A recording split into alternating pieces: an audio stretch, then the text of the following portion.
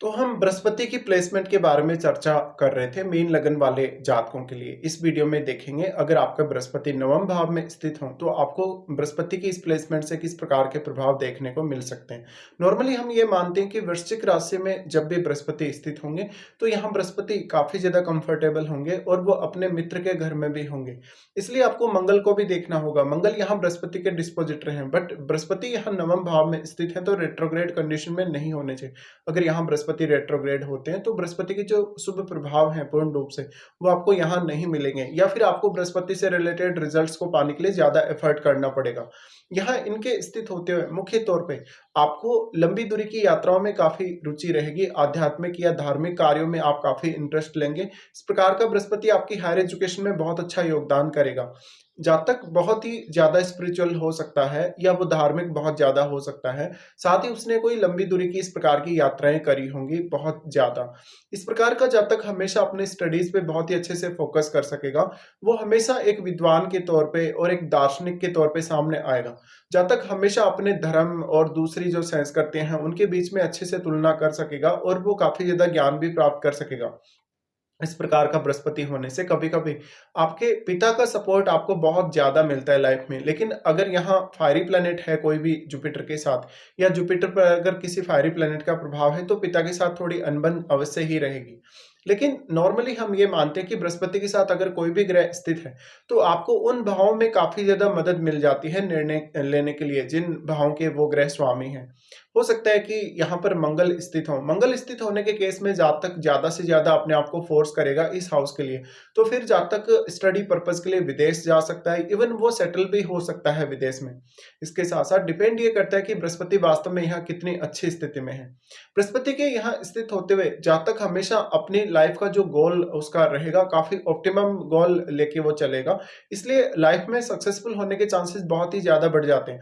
और क्योंकि यहाँ से बृहस्पति तीसरे भाव पे दृष्टि भी डाल रहे हैं तो वो हमेशा आप में एक अच्छी क्षमता को प्रदान करते हैं, या आपकी जो क्षमता है उनको बेहतर तरीके से विकसित करने में योगदान करते हैं। अब देखिए बृहस्पति क्योंकि लग्नेश है, लग्नेश होने से आप खुद को बहुत ही बेहतर तरीके से समझ सकेंगे।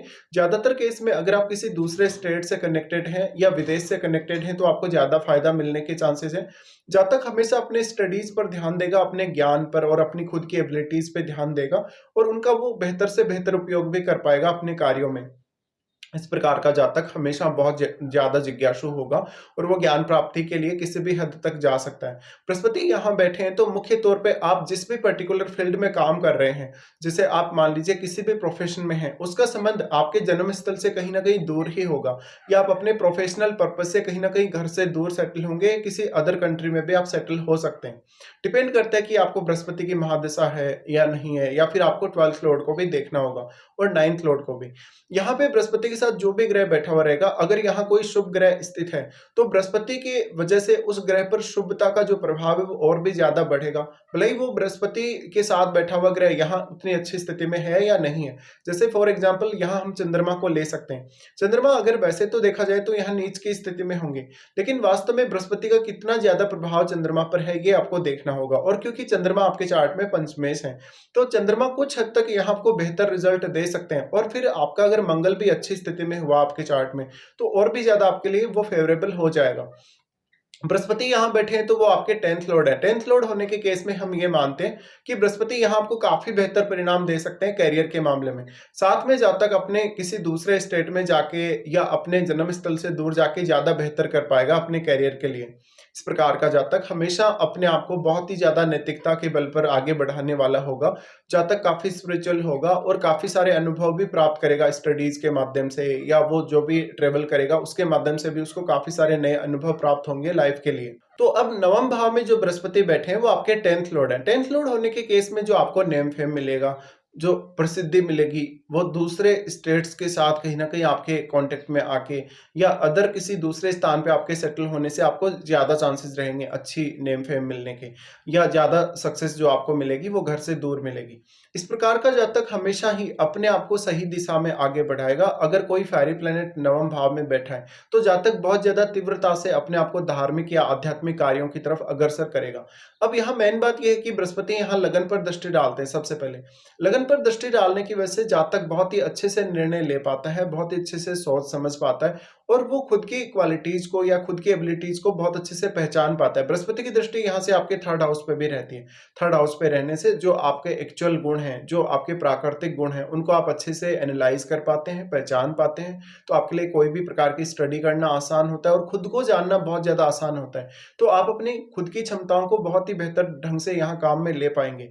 बृहस्पति की यहाँ जो दृष्टि पड़ रही है लगन पर, उसकी वजह से जातक ज़्यादा से ज़्यादा आध्यात्मिक या धार्मिक होगा। साथ में वो उसके लिए लाइफ में क्या सही है, क्या गलत है, उसके निर्णय बहुत अच्छे से ले पाएगा।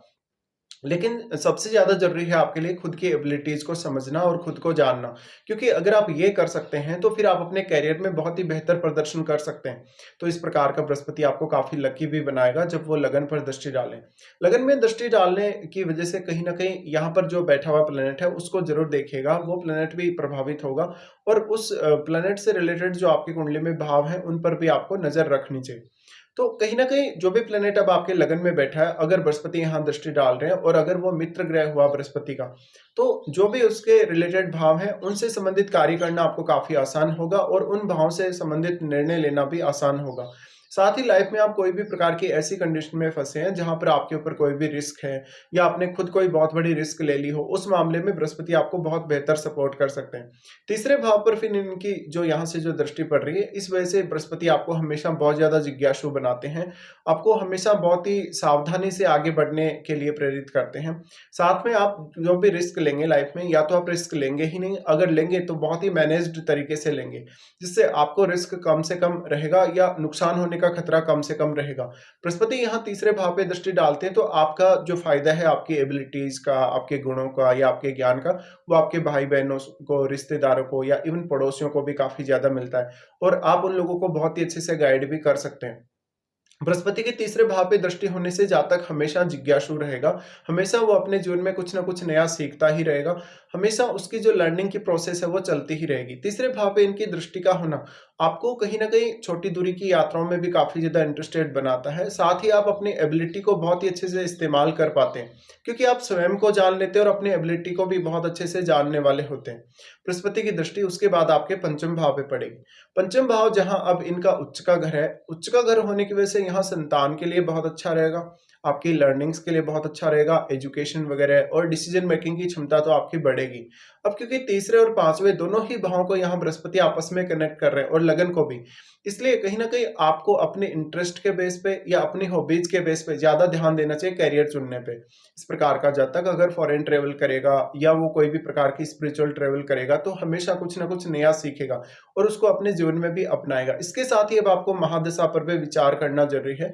क्या वास्तव में बृहस्पति नवम भाव में बैठे हैं, तो बृहस्पति की अगर आपको महादशा हो, तो ये जो सारे के सारे रिजल्ट जो हमने अभी डिस्कस किए, ये रिजल्ट आपको महादशा में सबसे ज्यादा देखने को मिलेंगे।